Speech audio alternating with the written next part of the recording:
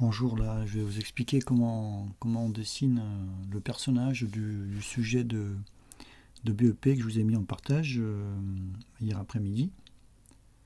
Donc je suis dans Illustrator, je vais importer l'image du sujet, rofsecos.jpg. Je l'importe comme modèle, comme ça il est transparent et je peux dessiner par-dessus. Alors je vais le réduire, attention il est verrouillé, il faut le déverrouiller. Je déverrouille le calque, je le place au milieu. Et ensuite, je vais créer, je le verrouille, je vais créer plusieurs calques qui vont servir à dessiner les différents morceaux du personnage, les membres, la casquette, l'œil, la bouche. Calque 1, je vais prendre l'outil Plume, l'outil le plus simple d'Illustrator, qui est vraiment indispensable de maîtriser pour vous, graphistes ou futurs graphistes. Alors dans les options, vous avez d'autres outils à rajouter. Bon, tant pis, ça n'a pas marché là. Donc là, je commence à dessiner. Je vais faire rapidement. Je fais un cliquet et je glisse sans relâcher la souris. Et je vais placer mon dessin, ma plume, au centre des courbes. Alors là, j'ai un blanc, donc je vais enlever le blanc ici pour ne pas avoir d'arrière-plan, sinon je vais masquer mon dessin. Voilà, c'est important de toujours aller redétecter si vous faites une interruption de tracé, l'origine, le dernier point que vous avez placé. Alors ce qui est derrière, les doigts, je les mettrai plus tard devant. Je vais faire juste l'auriculaire. Alors c'est un peu fastidieux pour les débutants, mais c'est la meilleure façon de dessiner, dans la mesure où on a des courbes qui sont douces et qui représentent un petit peu la mascotte, qui paraît être en pâte à modeler ou une matière molle.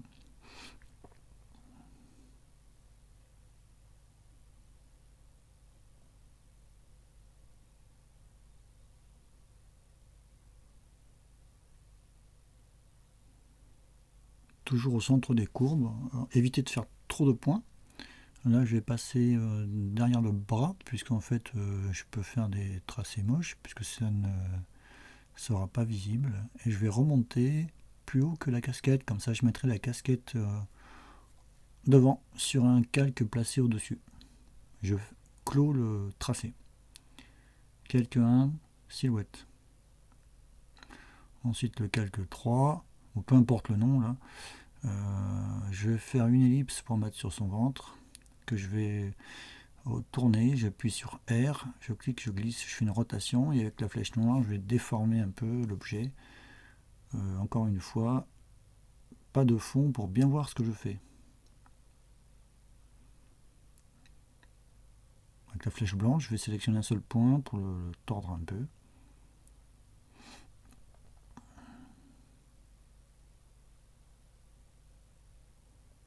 Replume, là je suis sur le calque 4, je dessine le bras, son bras droit, avec le pouce qui est un peu en biais là. Bon, je suis un petit peu raté, là je reprendrai plus tard. L'objectif c'est de vous montrer comment dessiner le perso dans un minimum de temps.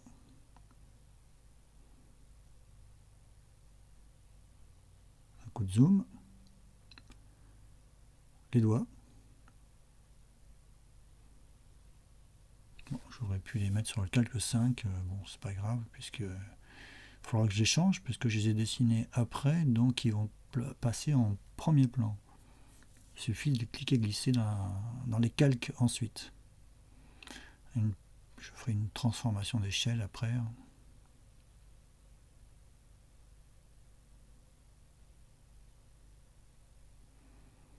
Ah, c'est un petit souci d'écran. Mise en couleur à la fin. En respectant les codes couleurs énoncés sur le sujet, à savoir créer dans votre nuancier les teintes appropriées pour cela. Je vous rappelle que ce sont des valeurs CMJN. Donc on est forcément en mode CMJN.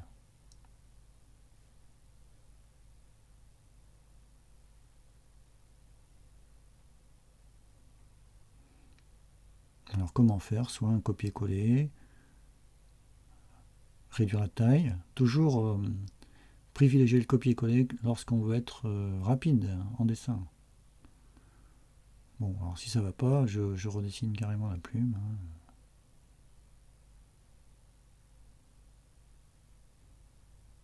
C'est vrai que c'est pas exactement la même forme. Le tout, c'est de ne pas y perdre trop de temps. Hein. On a le droit d'être un petit peu maladroit sur un tracé. L'œil, quelques 5.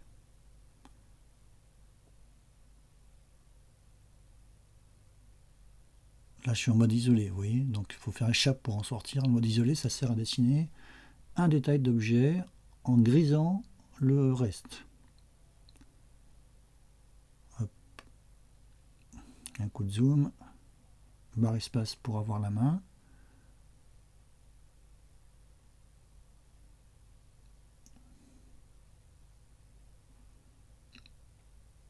Allez, la casquette. Un minimum de points. Au centre des courbes, un clic et glisser à chaque fois. Ne jamais laisser le curseur de votre souris de faire un clic et lâcher le clic gauche. Vous cliquez, vous glissez, vous cliquez, vous glissez. C'est la gymnastique du matin, ça. Cliquer, glisser, cliquer, glisser.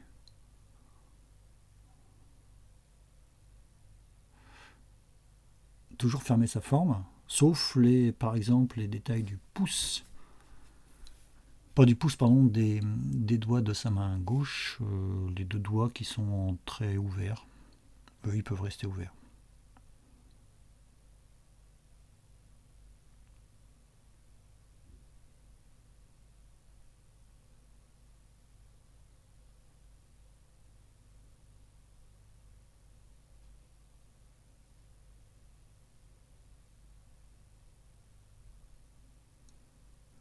Le détail bleu de la casquette.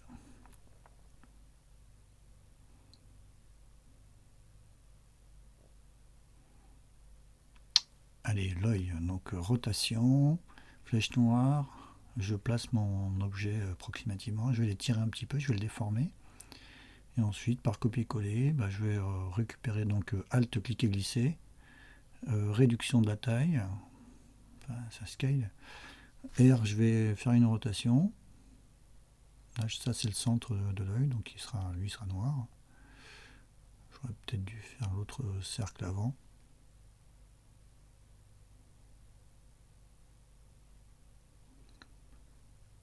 Et puis ensuite, il va me rester à faire les petits traits qui sont concentriques. Peut-être garder leur caractère irrégulier, qui est plutôt sympa. Alors pour l'œil, si les traits dépassent, il est possible également de faire un petit masque d'écrêtage pour arrêter le dessin des traits. Mais là, je me place dans une situation de candidat complètement stressé devant un examen, qui ne sait plus où sont les clics de sa souris et qui, dans un temps réduit, veut essayer de faire son personnage. Donc dans le sujet, vu que c'est un sujet de 3 heures, il faut bien sûr privilégier la partie mise en page qui demande de la précision. Et le dessin de ce personnage, 30 minutes, 30, 35 minutes, 40, allez, 40 max. Mais ne pas dépasser cette durée parce que vous n'aurez pas le temps de faire la mise en page. Il y a également un petit détourage, une image bitmap à faire qui n'est pas bien méchant en tracé. J'insiste sur la mise en page qui doit être quand même précise parce que là on peut faire des petites erreurs dans les doigts. Vous voyez, j'ai un peu cassé le doigt là. Bon, je reprendrai après si j'ai le temps. Après, je pourrais toujours. Comme j'ai importé un Illustrator dans ma maquette, je pourrais toujours revenir par les liens, réouvrir Illustrator et donner un coup de plume et remettre à jour mon visuel. Copier-coller, donc Alt, cliquer, glisser.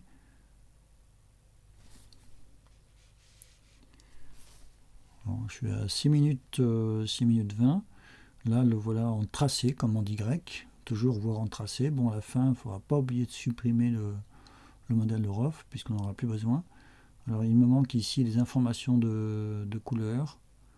Donc fenêtre couleur nuancier, j'affiche mon nuancier, je vais aller chercher les consignes colorimétriques CMJN. Donc pour ça, je vais ouvrir mon sujet, je vais faire rapidement en commande Maj 4 une capture d'écran que je vais faire importer dans Illustrator, fichier importé, et qui va me servir uniquement à avoir les indications CMJN.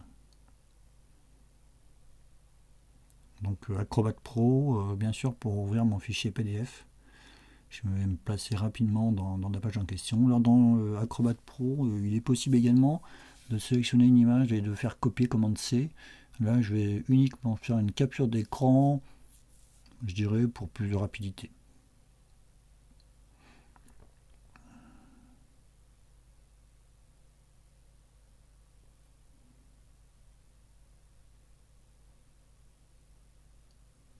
Je l'importe. J'aurai peut-être besoin de la réduire si elle est trop grande. Donc j'ai mis dans le même calque modèle que le précédent. Il ne faudra pas oublier de supprimer à la fin. Et également, ce que j'ai oublié de dire, c'est de redimensionner aussi dans l'espace de travail aux limites de l'illustration, ce qui permet de scaler exactement à la limite du dessin. C'est vraiment pratique. Alors je prends mes valeurs couleurs, donc CMJN. Je vois qu'il y a une erreur sur le vert parce que 0 de cyan, c'est pas possible. Donc là, je pense qu'ils sont trompés. Pour faire du vert en CMJN, il faut quasi obligatoirement mettre du cyan. Et là, magenta et jaune, cela fait de l'orange, donc, et non pas du vert. Messieurs les rédacteurs de ce sujet. Il y a souvent des petites bourdes dans les sujets, donc il faut le signaler, surtout dans un ponctuel. Puisque ça, c'était en fait une épreuve ponctuelle que j'ai récupérée sur le site Canopé qui met en ligne des sujets, des anciens sujets BEP, AMA et Bac Pro AMA. Donc là, je suis en train d'appliquer les valeurs colorimétriques du document. Alors I, pour prélever la couleur choisie dans une des pipettes, et dans mon nuancier, j'ai bien sûr créé à chaque fois que j'ai paramétré dans couleur une nouvelle nuance, je l'enregistre dans mon nuancier. C'est vital d'enregistrer ces couleurs dans le nuancier, ça permet d'avoir un nuancier propre. On peut supprimer également les couleurs inutilisées à la suite. Et cela va très vite pour sélectionner vos couleurs.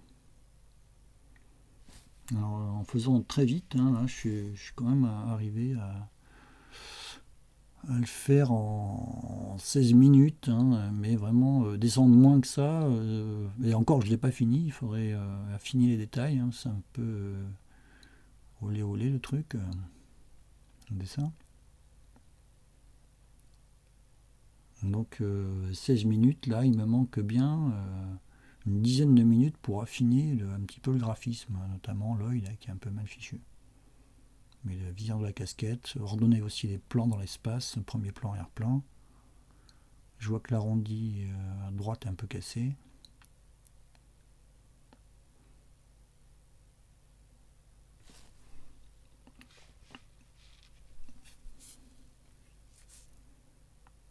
Alors je fais rapide, ce ne sont pas les bonnes nuances. Il va falloir les changer, c'est pour montrer, utiliser rapidement un nuancier.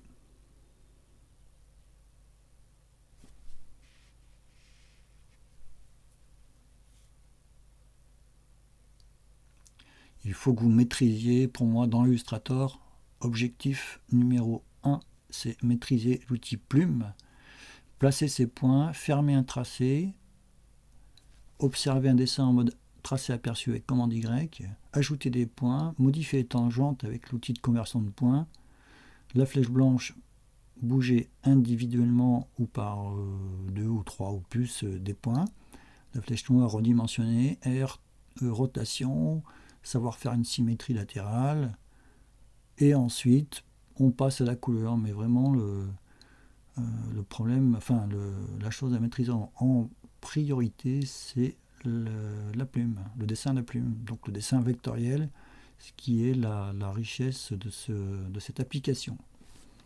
Voilà, je vais vous laisser et je vais procéder au montage. Je vais passer cette vidéo en mode non répertorié sur YouTube et vous aurez le lien pour pouvoir un petit peu aborder cet exercice. Voilà, merci à tous, à plus tard. Ciao.